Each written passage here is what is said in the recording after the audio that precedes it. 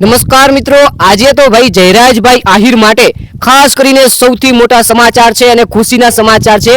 અને બીજી બાજુ આહિર સમાજ સૌથી મોટો ખુશીનો દિવસ ઉજવી રહી છે।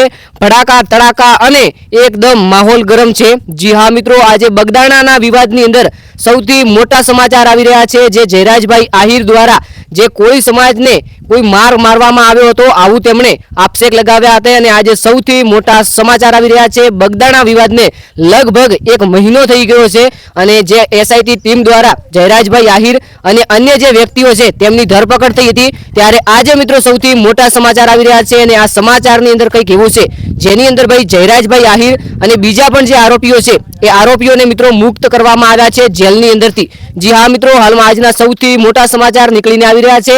માયાભાઈ આહિરના દીકરા એટલે કે જયરાજભાઈ આહિરે જે કોળી યુવક ઉપર હુમલો કરાવ્યો, આવો આક્ષેપ લગાવવામાં આવ્યો હતો, ત્યારે એસઆઈટી ટીમ દ્વારા ઘણા બધા રિસર્ચ કરીને તેમને મીટિંગો કરી હતી, તેમના સાથે ચર્ચા વિચારણા કરી હતી અને ત્યારબાદ જયરાજભાઈ આહિરની ધરપકડ પણ થઈ હતી। અને આજે સૌથી મોટા સમાચાર આવી રહ્યા છે, આપણને યુટ્યુબ ચેનલ દ્વારા મળી રહ્યા છે કે ભાઈ જયરાજભાઈ આહિર અને બીજા જે આરોપીઓ છે તેમને જામીન મળી ગયા છે, જામીન મંજૂર થઈ ગયા છે અને તેના કારણે જ જયરાજભાઈ આહિર આજે જેલની બહાર આવી રહ્યા છે। હવે મિત્રો, તમારું શું કહેવું છે આ વિવાદ વિશે કોમેન્ટની અંદર જરૂરથી જણાવજો કે જયરાજભાઈ આહિરને જામીન મળી ગયા એ સારું થયું કે પછી જયરાજભાઈ આહિરને જામીન નહોતા મળવાના, એ કોમેન્ટની અંદર જરૂરથી જણાવજો। બાકી આજે જયરાજભાઈ આહિર ખૂબ ખુશ છે, જયરાજભાઈ આહિરની ફેમિલી ખુશ છે અને ખાસ કરીને માયાભાઈ આહિર પણ ખુશ હશે, કારણ કે મિત્રો તેમણે પહેલા પણ કીધું હતું કે જે સત્ય છે તેની જીત થશે, પરંતુ ત્યારે મિત્રો આ કોઈ લોકો નહોતા માનતા કે આખરેકાર જયરાજભાઈ સાચા છે કે ખોટા છે, પરંતુ હાલમાં પણ એવો નથી કહેતો કે જયરાજભાઈ સાચા છે અને તેમની જીત થઈ છે, પરંતુ તેમને જેલની બહાર મૂકવામાં આવ્યા છે।